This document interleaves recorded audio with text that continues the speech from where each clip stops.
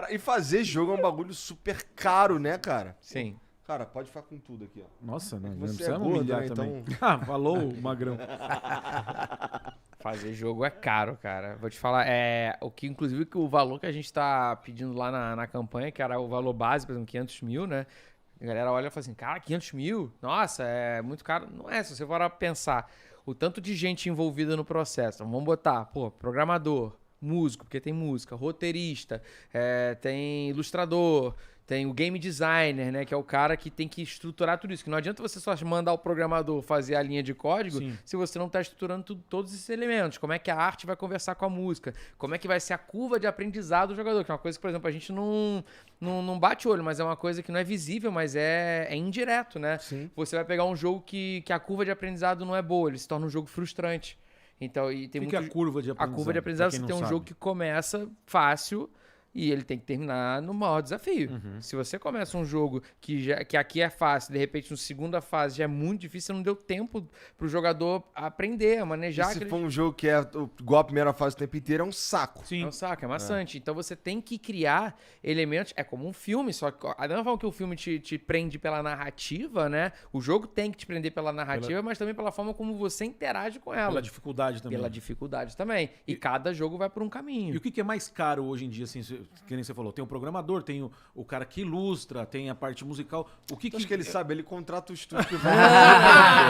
Isso aí tá especialista, Não, rapaz. inclusive- O que que é deixa do- o é jogo do mais Mativa caro? ainda? Domativa, É. domativa. Não, inclusive eu participei de pelo menos um pouquinho de todos os processos. Eu cheguei a programar no jogo, eu cheguei a fazer arte, tudo um pouquinho, né? Não é como se fosse também, nossa... só um gritinho em cada canto. Não, Isso, pode dizer. toma aqui, ó. É nisso aqui que eu tô pensando, vai. Não, teve coisa, por exemplo, da programação que foi a mais difícil de eu resolver fazer. Mas tinha uma parte ali que era uma linha de código que era muito sacal de fazer, era muita coisinha. E eu falo, cara, eu queria muito isso, mas aí os programadores falam assim, cara, você vai dar um trabalhão. Aí eu falei, pô, você me permite eu entrar aqui e fazer esse trabalho braçal? Pô, início de pandemia, inclusive, uma época que eu tava mexendo ali. Aham. Aí eu falei, vambora. Aí eu fui lá, fiz, os caras aprovaram, porque não adianta só programar. Sim. Tem que pensar também, por exemplo, se isso vai afetar o desempenho do jogo em memória, porque às vezes eu posso programar de um jeito assim, faz isso. Tá, mas e se eu tô fazendo isso mal programado, entende? Aham. Se de repente eu faço algo que vai consumir muita memória. Por exemplo, a Lenda do Herói é um jogo que roda em qualquer PC. Então ele precisa ser um jogo que seja que rode em máquina low-end, que a gente chama. Então eu não poderia fazer algo errado. Enfim, mas respondendo a tua pergunta, hoje, inclusive encareceu muito as profissões que o dólar ajudou a aumentar a demanda. Então você pega ilustrador, programador, sobretudo, encareceu muito. Porque, vamos dar um exemplo, você pega um cara lá fora com $1 a R$5, é muito barato para ele chamarem um programador aqui sênior por $3.000, que é um salário abaixo do que ele do que ele vai oferecer lá. Sim. Só que aqui o brasileiro vai falar, caramba, R$15.000, eu vou aceitar. E aí a gente tem que falar, putz, como é que a gente compete com isso, sabe? Então, assim, é dificílimo competir. Algumas vezes a gente consegue, outras vezes não, e muitas vezes a gente tenta ganhar pelo... E não é pela pilantragem, a gente tenta ganhar pelo amor, sabe? De dizer assim, cara, faz pela indústria também, sabe? Faz porque você tá fazendo não é só um jogo que você tá fazendo. Você tá fazendo um jogo brasileiro. Você tá botando o teu nome dentro de uma marca que... Inclusive, um abraço aí pros gamers. Bolsonaro. Tá certo, pô, baixei, Bolsonaro. Então a gente tem tem que tentar levar por esse lado emocional, né? E é muita gente, é muita equipe. Então o jogo 500 mil da Lenda do Herói, ele não é, inclusive, é o valor pra gente conseguir viabilizar. Mas pra gente fazer o jogo do tamanho que a gente gostaria, é mais, sabe? Inclusive, temos dias aí pra você ainda apoiar a Lenda do Herói nos últimos dias. Pois é. Mas assim, muito interessante, assim, porque assim, eu realmente curti o jogo. É o tipo de jogo que eu gosto de jogar. Me divirto. Cara, mas assim, tem você tava falando do game design, e o game design engloba muita coisa. Por exemplo, a maneira como o teu personagem interage com o mundo de uma forma que você não quebra o mundo, né? Por exemplo, tem que ter uma parede que eu não consigo pular ainda, né? Que eu preciso fazer não sei o que e tudo mais e tal. Isso tudo tá dentro ali do game design. Os inimigos, a posição dos inimigos no mundo e tudo mais. Até que ponto tu deu pitaco nisso daí? Eu não só dei pitaco, como eu também entreguei uma bucha no início, né? Porque como veio do vídeo, então o vídeo ele serve ao propósito da animação, né? Então as coisas vão acontecer na minha linha do tempo. Aham. Só que tinham coisas que já existiam. Existiam 4 vídeos já publicados. E aí a galera. E não só isso, não eram vídeos independentes, eram vídeos que eu também ia adicionando uma curva de progressão narrativa apenas. E só que a galera queria que. Porque imagina, eu vou fazer um jogo porque as pessoas querem ver o jogo que tá no vídeo. Aí, de repente, eu vou lá e jogo tudo fora que tá no vídeo. Não dá, né? Só que, ao mesmo tempo, tinham coisas que... Vou dar um exemplo. Tinha um escudo que eu fiz no vídeo da fase 3, que era um item que, cara, não era um item bom pro jogo. Era um item bom pro vídeo. O escudo, você, tipo... É porque você trocava o escudo no vídeo e agora, a partir disso, você consegue defender andando e defender pra cima.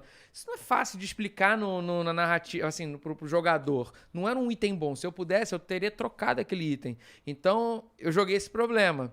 Por exemplo, pra galera de game design no primeiro momento. Depois, não. Depois eu comecei a entender tudo mais do processo, comecei a sugerir outros itens, outras coisas que a gente poderia adicionar, e como você bem falou, né, você tem que, à medida que você vai adicionando dificuldades, os inimigos, você tem que criar inimigos que sejam compatíveis com aquela exigência que você tem pro jogador. Então, não dá pra eu chegar e, só pra simplificar, não dá pra eu chegar e botar um inimigo voador no início do jogo se o teu combate ainda não permite o combate aéreo. Você você tem que ser ali no chão. Então, quando eu ia começar a criar as fases, os personagens, beleza, eu tenho a fase da montanha. Então, a gente pensa, vamos fazer as piadas aqui, porque como o jogo tem muita piada, tem que escrever as piadas da fase de montanha, pensando que essa é uma fase vertical, e agora sim eu tenho a capacidade de ter inimigos aéreos. Então as minhas piadas vão começando a ser nesse estilo. Então era uma via de mão dupla. Você tem que pensar, não adianta só eu escrever a piada pela piada, não adianta só eu montar a fase sem pensar também na narrativa. É um processo de vai e vem, assim, bem complexo. Cara, e assim, é complexo mesmo. E tu tá já na 2ª edição desse processo complexo aí. Que mais que tu... Assim, você tem faz o TC, você falou que gravou um monte hoje. Verdade. Né? Tá de frente da Lenda do Herói 2. O que mais tá fazendo, cara? Atualmente tô fazendo um stand-up com a Lu, aproveitando que ela tá grávida, a gente tá fazendo... Eu já faço stand-up há 15 anos, né? Não tem aparecido tanto com o stand-up, mas eu nunca deixei de fazer. Porque tem uma galera que fala assim, voltou com o stand-up. Não, volta e meia eu faço. Ali no Rio de Janeiro só não tava viajando, fazendo turnê e tudo mais. Mas agora eu tô com um show meio da Lu, que começamos a fazer no início desse ano, que é o Psicólogo Tá Caro, que a gente começou a ver assim, cara, eu já tive show com outras pessoas, outros comediantes, e a Lu começou a fazer stand-up já tem uns 3, 4 anos. E a gente começou a ver que ela começou a fazer piada de filho, e eu também tenho piada de filho. Ela começou a fazer piada de casamento, e eu também tenho piada de casamento. E numa dessas a gente falou, cara, a gente tá fazendo basicamente um texto completando o texto do outro, né? Puta, vamos fazer isso junto, porque... Toda vez que eu fazia piada, minha mulher é tal coisa, legal, engraçado. Se a Luciana estivesse no palco, ou quer dizer, na plateia, e as pessoas sabiam que a Lu tava lá, e eu começava a fazer aquela piada olhando pra ela, ficava muito mais engraçado. Uma força, né? Porque virava um papo, né? Aí não fica, nossa, ele tá atuando ali. Não, é uma conversa. A galera ficou natural. Então a gente começou, vamos fazer o contrário, vamos juntar. E montamos esse show.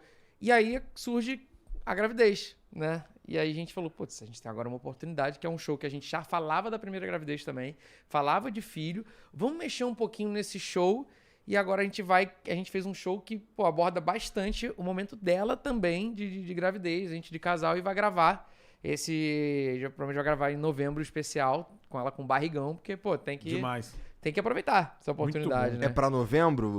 Não, é pro Réveillon. Caralho. Réveillon, cara, tá previsto 40 semanas. Caramba. Inclusive é um negócio que a gente tá até brincando. Bom, tá brincando pra não chorar, né? Você sabe como é que a gente vai chegar. Tava até zoando, assim, falando que isso é piada do show, que a gente tava falando, que pelo menos até os 5 anos eu vou ser o melhor pai do mundo, né? Porque quando der 11h58 eu vou vendar minha filha, eu vou levar lá no terraço da meia-noite, aí, surpresa. Olha o que o papai fez pra você. Maravilhoso. Maravilhoso. Muito bom. Tem vantagem, né? E, tu já pensaram como é que foi o nascimento do primeiro lá? Foi natural? Foi cesariana? Foi brabo, cara. Foram os dois. Foi os dois, porque foi tudo do parto natural. Ela ficou 14 horas de trabalho de parto, com o Senhor dos Anéis, assim, emperrado. É bizarro. Mais até, né? E nasceu um menino e uma menina. Cesariana. Opa!